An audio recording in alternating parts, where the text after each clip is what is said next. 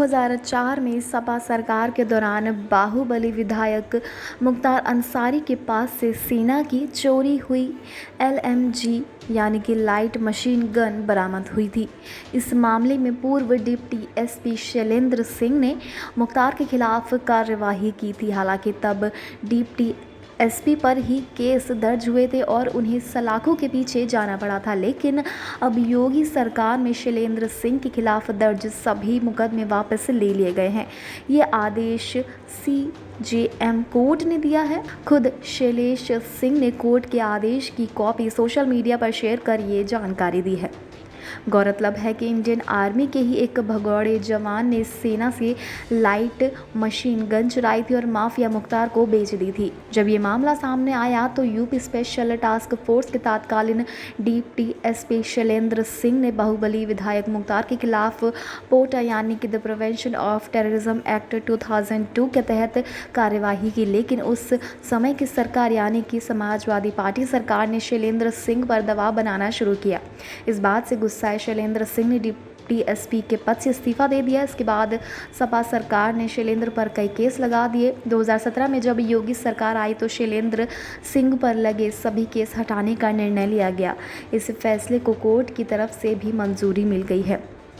CJM court के फैसले के बाद शैलेंद्र सिंह ने कोर्ट के आदेश की कॉपी फेसबुक पर शेयर कर लिखा, 2004 में जब मैंने माफिया मुख्तार अंसारी पर LMG केस में पोटा लगा दिया था तो मुख्तार को बचाने के लिए उस समय की सरकार ने मेरे ऊपर केस ख़त्म करने का दबाव बनाया, जिसे न मानने के फलस्वरूप मुझे डिप्टी SP पद से त्यागपत्र देना पड़ा था। इस घटना के कुछ महीने बाद ही तत्कालीन सरकार के इशारे पर राजनीति से प्रेरित होकर मेरे ऊपर वाराणसी में आपराधिक मुकदमा लिखा गया और मुझे जेल में डाल दिया गया। लेकिन जब योगी जी की सरकार बनी तो उक्त मुकदमे को प्राथमिकता के साथ वापस लेने का आदेश पारित किया गया, जिसे CJM न्यायालय द्वारा 6 मार्च 2021 को स्वीकृति प्रदान की गई। न्यायालय के आदेश की नकल आज ही प्राप्त हुई है।